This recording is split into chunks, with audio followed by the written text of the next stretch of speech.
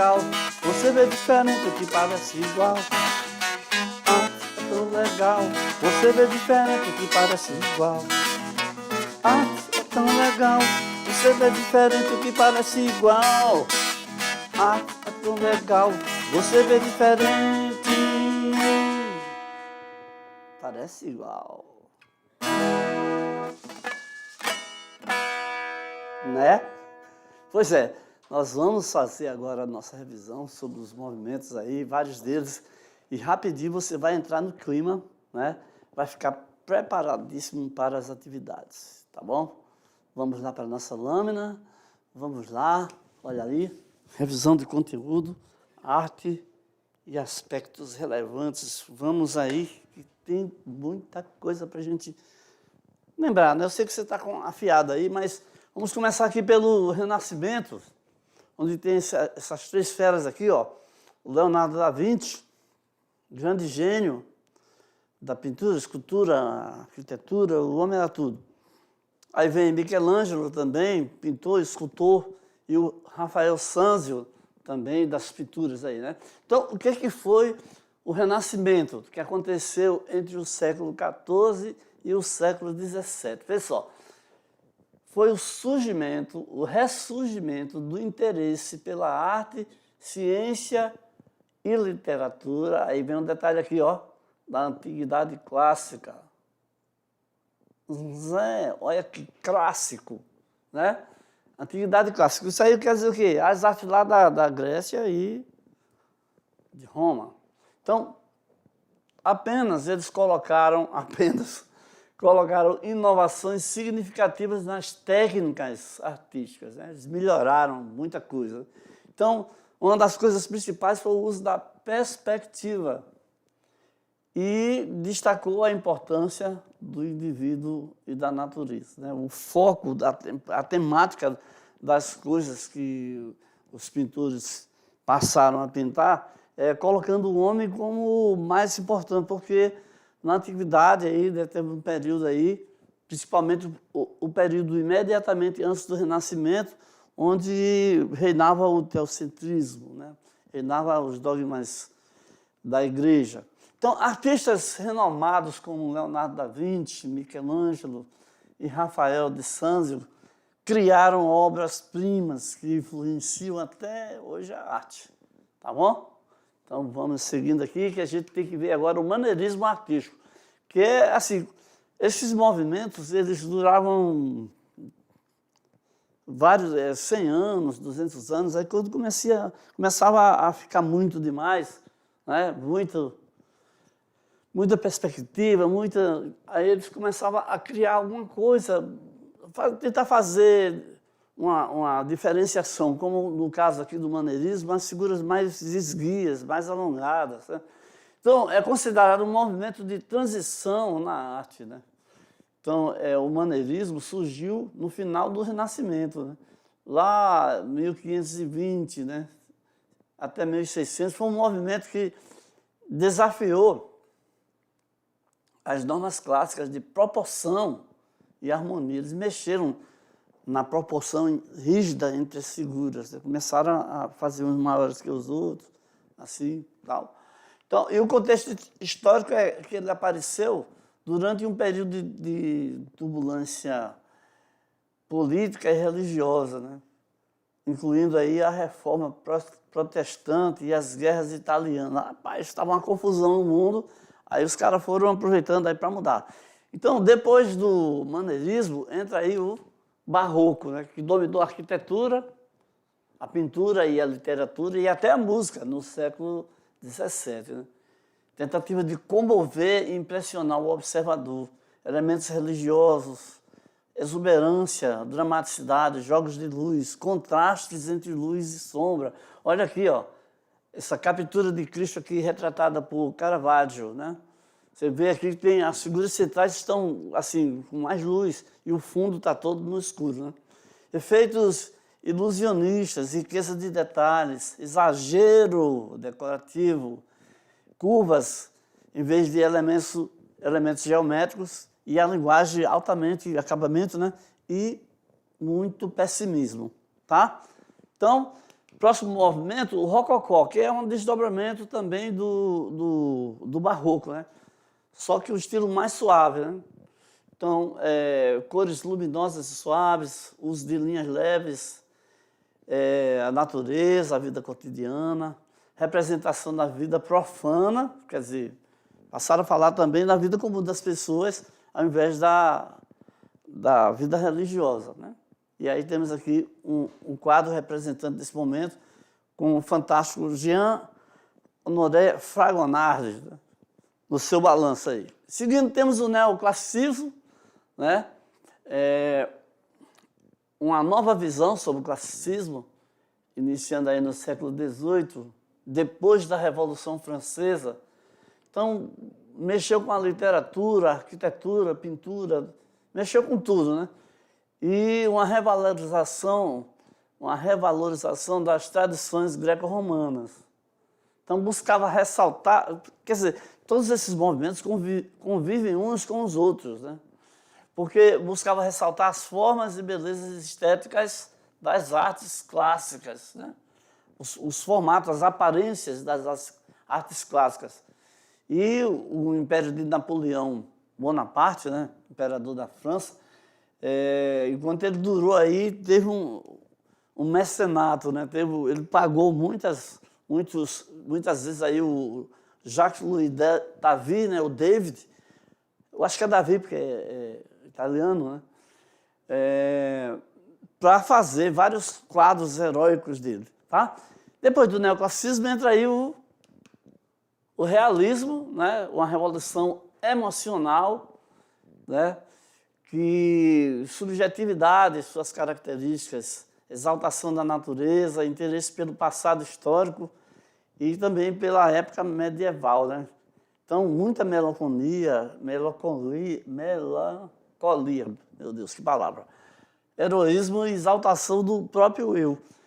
Finalizando aqui, nossa revisão, nós temos aqui o realismo, né? Que, após o romantismo, é uma reação contra o subjetivismo romântico, né? Os exageros românticos. Aí uma representação fiel e objetiva da vida cotidiana, foco em temas sociais, da classe trabalhadora, é um estilo simples e direto, sem idealização, tá bom? Chegamos aqui ao final da nossa revisão, né? E aí a gente vai dar aquela pausinha aí, já estamos aí com as nossas atividades. Vamos lá?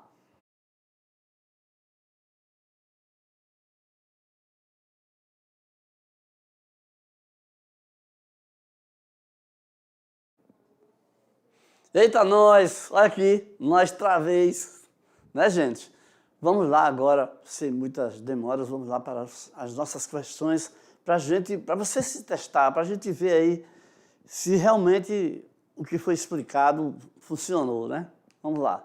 Seguindo aqui, vamos tirando nossas dúvidas e vendo aí a primeira questão. Vamos começar logo uma com decolando para o futuro aí através do nosso Enem, né? Vamos lá, uma questão aí sobre Renascimento, né? Lá de 2022. A leitura da questão, eu sempre digo, é assim, ponto básico, né? Então você tem aqui, ó, o Renascimento italiano foi um movimento cultural que ocorreu entre os séculos XIV e XVI, caracterizado por uma redescoberta da arte e da literatura da Antiguidade Clássica, Grécia e Roma. Então, houve um foco no humanismo, né? O ser humano, em vez do divino, né? Perspectiva linear e representação realista do corpo humano. Então, vocês estão vendo aí um detalhe aí da criação de Adão, aquele quadro lá do Michelangelo, né? Que tem Adão e Deus numa nuvem cercado de anjos. Aqui, esse detalhe aqui do toque de Deus. Então, qual das seguintes características é típica da arte renascentista italiana? Então, você tem aqui o uso de cores vibrantes, ausência de perspectiva, representação de temas religiosos com figuras alongadas, uso de perspectiva linear e foco no humanismo, estilo abstrato e uso de forma geométrica, predominância de temas mitológicos. Então, você vai vendo que algumas dessas características aí, a gente acabou de falar que fazem parte de outros estilos, né? Então, você já vê aqui, ó, a ausência de perspectiva nunca, nas pinturas renascentistas, era sine qua non, era obrigatório, né? Aí, temas alongados, já é outro movimento que veio depois aí do Renascimento, né? Então, tudo isso aí você tem que ir analisando, porque muitas vezes você está na dúvida, aí por eliminação você chega na resposta correta, tá? Questão de número 2.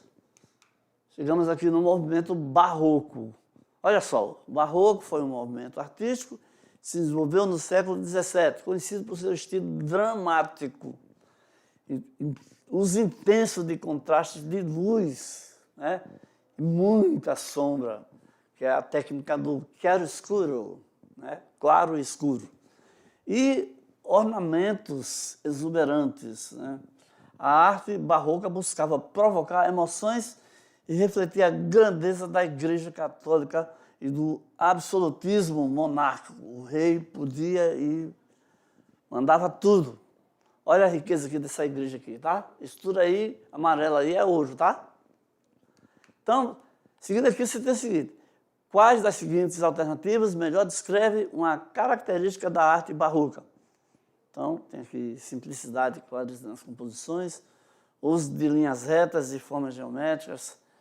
Vamos lembrando aí, tá? Dramaticidade, uso de contraste, de luz, representação de temas cotidianos, ausência de elementos decorativos. Já dá para saber, né, que está muito vivo na nossa lembrança aí o que foi falado durante a aula, né?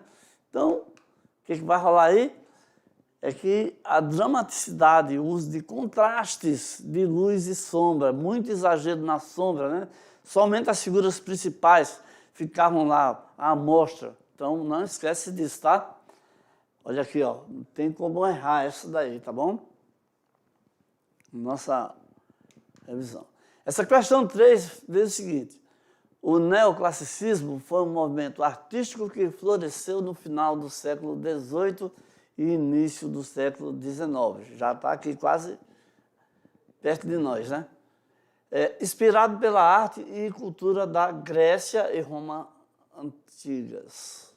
Caracterizava-se pela busca da simplicidade, clareza e proporções equilibradas, contrastando com os excessos do barroco e do rococó.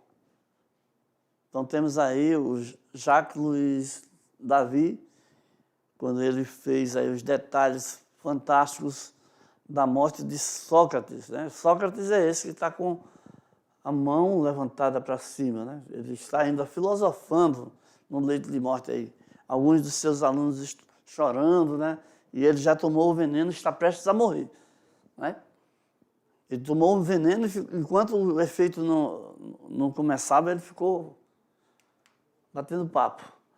O movimento neoclássico na arte buscava inspiração em qual das seguintes culturas? Eita, tá fácil. Europeia, indígena americana, clássica grega e romana, renascentista italiana ou europeia de novo. Tá fácil demais, né? Arte, cultura clássica, gregos e romanos, não é isso? Antiguidade aí, ó. Essa daí foi mais fácil ainda, né? Mas aí fica os outros conceitos lá vivos na memória. Nossa questão de número 4, você vem direto para o realismo, a realidade. O realismo foi um movimento artístico do século XIX, tá? Que surgiu como reação ao romantismo. O romantismo, as pessoas dramatizavam muito, tinha aquele negócio do cara ficar apaixonado demais, morrer de amor. Tinha aqueles que a mulher dizia assim, como areia, aí o cara obedecia ali, dominado por aquele romance.